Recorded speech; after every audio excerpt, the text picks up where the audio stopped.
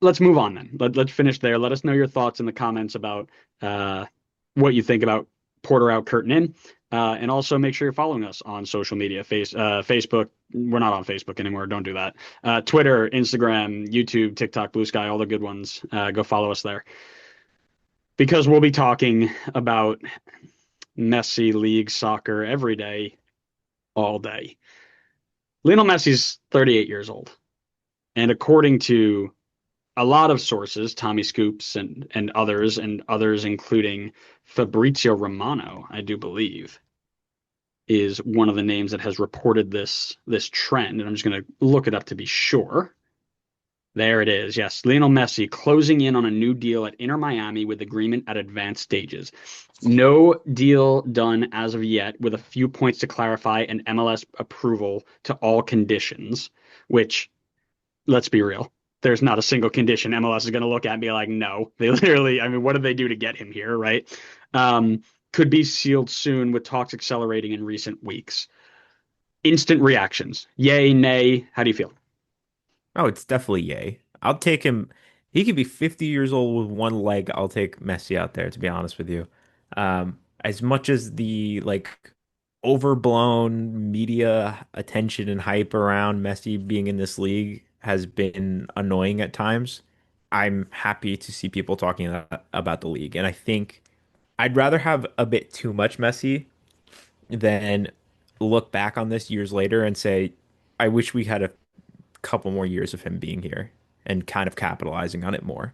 So this opens the door for us to be in that situation to have a little bit too much of him, which I think is going to be a difficult thing to do to have too much Messi. It's going to continue to have people talking about the league. It's going to continue to have eyes on the league.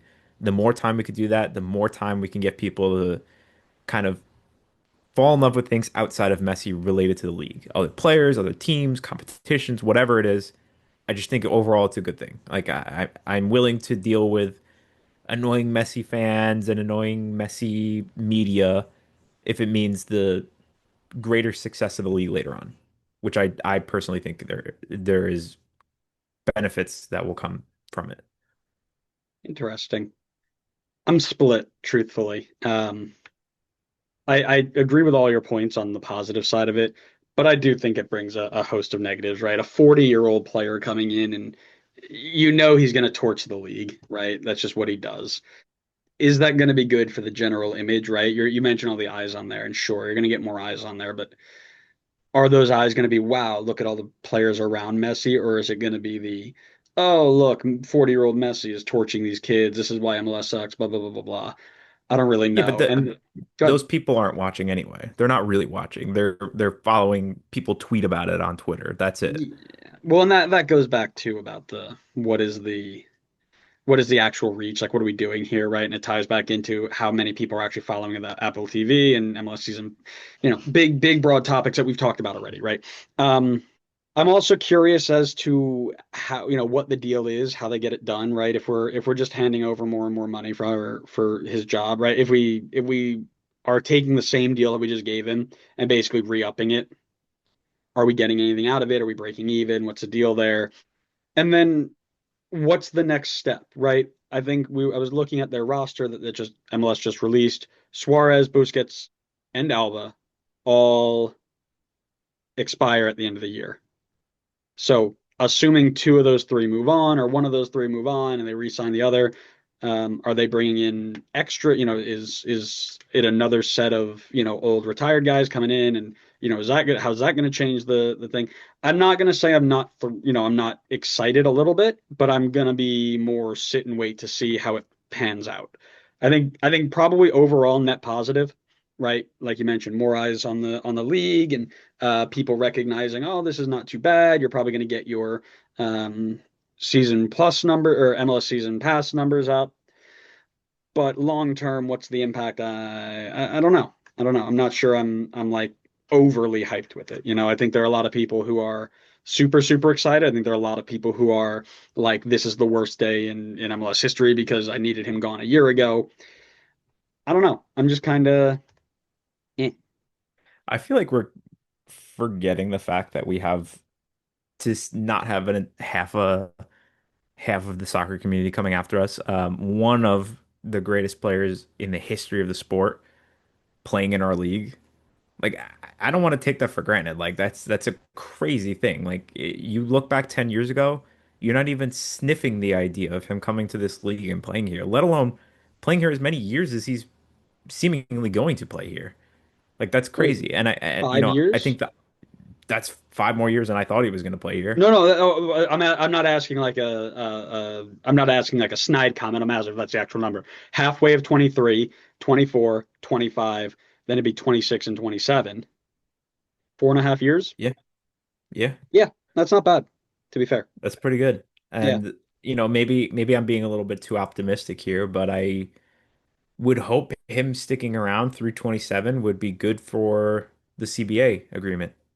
Him leaving in 2025 or 2026 maybe opens the door to things declining a bit and there being less leverage to be like, all right, we're gonna really relax things now and let people spend money because we have a lot of money and we're in a pretty safe spot.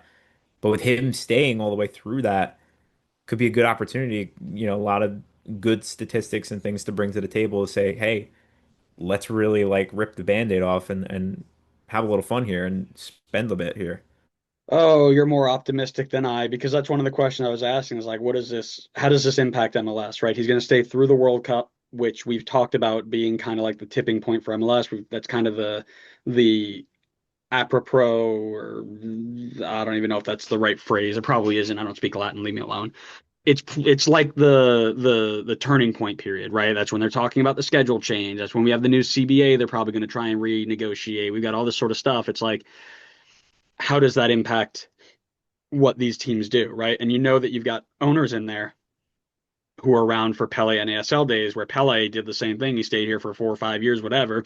Everybody saw what money brought in, and they were like, let's spend everything. So, you're going to have those guys who are like, pump the brakes, and they're going to go against the guys who are saying, spend, spend, spend, spend. What does it mean for the next 2 years of MLS? Are we going to be, because we're either going to be very reckless and it's going to make everybody happy for 34 minutes until they're like, still not the Premier League. Or we're going to be very conservative and people are going to be really frustrated and they're still going to switch off. Like, we have to get it right. We have to balance it properly. Um, so I'm not sure what that means. And again, I say this after, 2 years ago when we got Messi here, where we thought, okay, they were renegotiating the CBA when Messi got here. And they changed a couple of like buyout rules. Like, what is him staying around for the next CBA negotiation mean, right? Are we actually going to do anything, or are we just going to sit here and twiddle our thumbs while the Premier League picks up their spending, and all the other leagues are getting different TV deals, and USL is talking pro rel? Like, what are we doing to balance that? Well, I mean, I think I want to be optimistic, and I have been so far this episode, but there is a looming side that makes me think if they're going to go one of the two routes of too conservative or too reckless, they're definitely going to go too conservative and just not loosen things up enough, and it's going to frustrate. To be honest, I think that one frustrates probably the greater number of people because I think even people like us who are following the league and like you know, actually care for the league will be frustrated. Plus, the people who are already kind of dogging on the league will have another leg to stand on that. If you go too reckless, I think, there's like, I think people would be upset once things began to go wrong, but I don't think they would necessarily be as upset up front. Um, and that's if things go wrong, right? There's not a guarantee. Like we can compare it back to the Pele days, but I think they've put a lot more groundwork into it so that they're not in a situation where they'll just go belly up if they're spending recklessly and not spending intelligently. Like I think there's smarter minds around the game now that aren't just going to throw money at anything that sticks.